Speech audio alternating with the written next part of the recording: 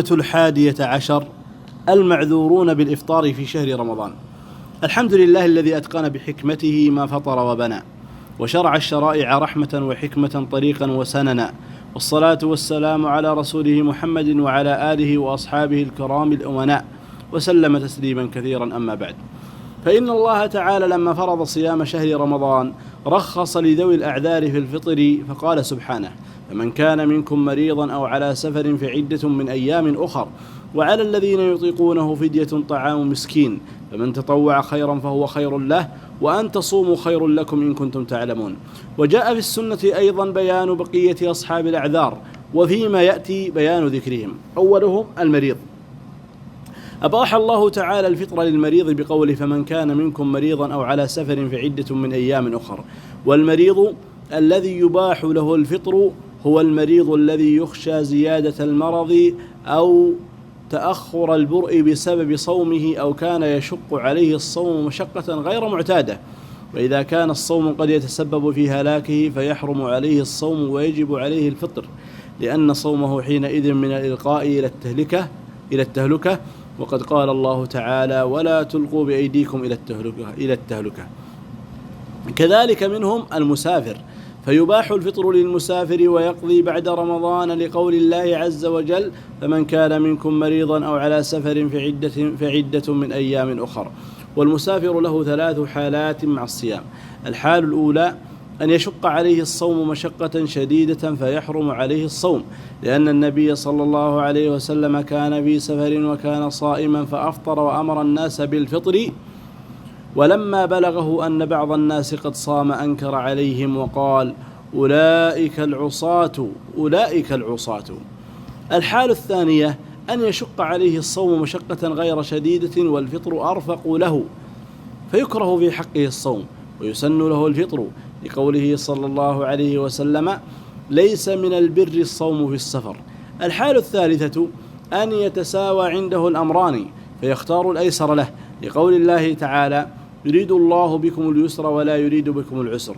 وقال أنس بن مالك رضي الله عنه: كنا نسافر مع النبي صلى الله عليه وسلم فلم يعب الصائم على المفطر ولا المفطر على الصائم، فإن تساوى الأمر في اليسر فالصوم أفضل، لكونه الأسرع في إبراء الذمة.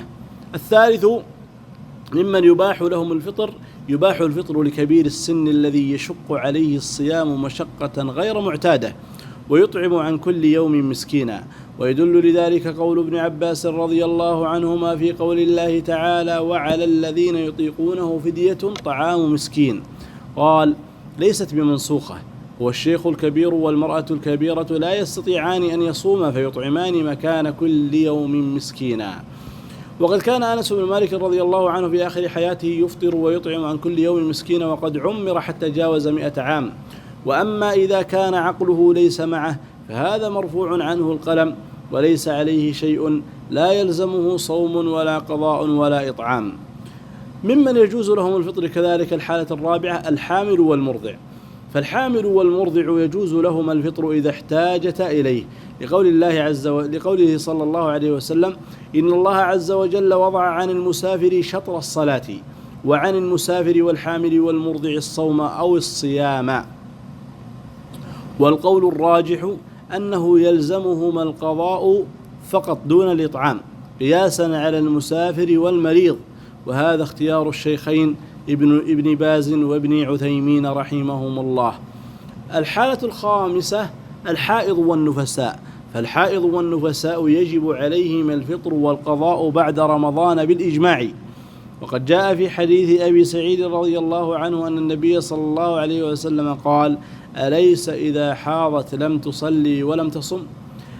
الحالة السادسة من يحتاج الفطر لإنقاذ معصوم. يجب الفطر على من يحتاجه لإنقاذ معصوم من غرق أو حريق أو هدم ونحو ذلك. فلو غرق معصوم واحتاج إلى من ينقذه، وهذا الصائم لو أفطر تقوى على إنقاذه، فيجب عليه الفطر، كما يحصل أحيانا لبعض رجال الدفاع المدني عندما يحتاج إليهم في إنقاذ بعض الناس ويكونون صائمين. أما الفطر في نهار رمضان بسبب العمل فلا يجوز، والعمل أيا كان ليس عذرا يباح معه الفطر. ويمكن أن يحول عمله إلى الليل أو يعمل أول النهار إلا أن يكون مريضا فيفطر لأجل المرض. أما إذا كان صحيحا فليس له الفطر من لأجل العمل. اللهم فقهنا في الدين واجعلنا من عبادك المتقين، واغفر لنا ولوالدينا ولجميع المسلمين، وصلى الله وسلم على نبينا محمد وعلى آله وأصحابه أجمعين.